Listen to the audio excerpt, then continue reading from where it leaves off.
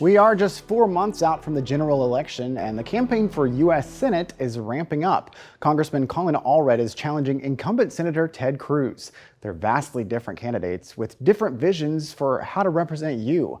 Our Marin recently spent an afternoon with each candidate away from the noise and rhetoric of the campaign trail. It's part of a 1-hour special on the Senate race. The goal, to learn things you won't hear in a political ad or a quick soundbite. Here's a sample of those in-depth conversations. I just have a couple more minutes. My question is, do you lead more with emotion, or do you like to think things through? What's your style? Yeah, well, I think I've become, pretty well known for keeping my cool and for always being one of the calmer people, even when everything is going to heck all around me. I think I developed that in my NFL career, where the idea was to perform. Losing your head's not going to help, right? And I think that's also true when it comes to legislation or responding to the issues of the day. That kind of snap judgment that you might make in the first moment is not always, to me, the one that's wisest and most prudent.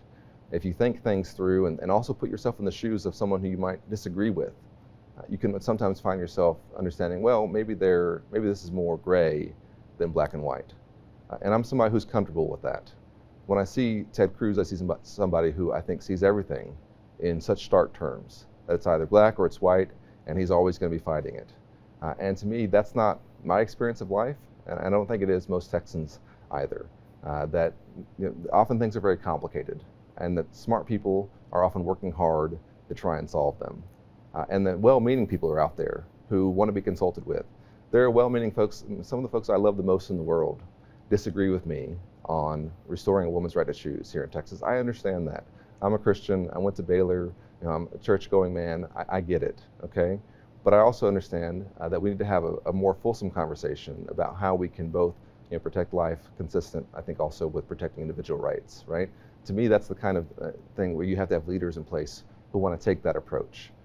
But I do think that becoming a father and having 2 young children has fundamentally changed me in the way that every parent, I think, can say the same, because it has extended my view into the future so much more in terms of my concern about their future and what country and what state they're going to inherit. And I want to make sure that they have the opportunities, of course, that I had, but also that they inherit a state and a country that's not just destroyed by divisions and that's not at each other's throats, but one that does have, yes, important differences at times, but that fundamentally understands, I think as John Lewis used to tell us, that we might have come here on different ships, but we're in the same boat now. We're all Americans, we're all Texans. We have some really common values that we share. Let's get back to some of those.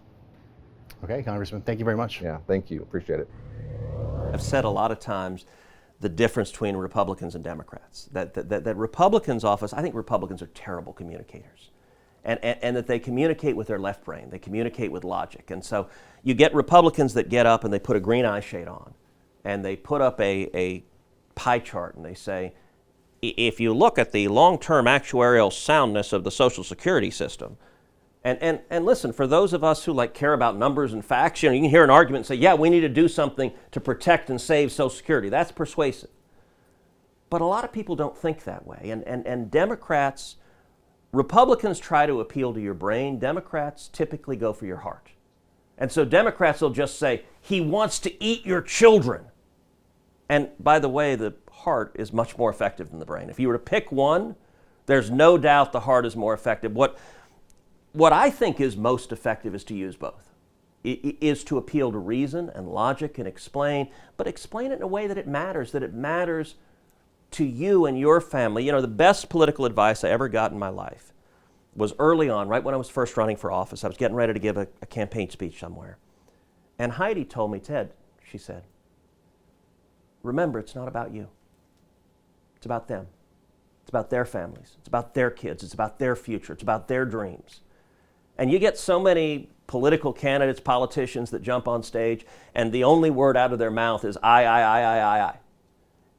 That's something to this day, before I talk to any group, I try to remember that it's not about you, it's about them. And if you can talk about what they care about, if you can make it relevant to their life, that's powerful. And so, I think we need more real conversations.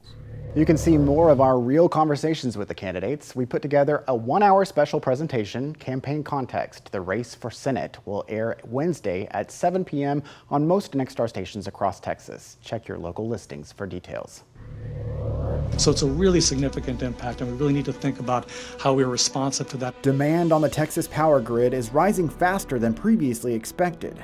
We look at why a lot of the blame is falling on two growing businesses.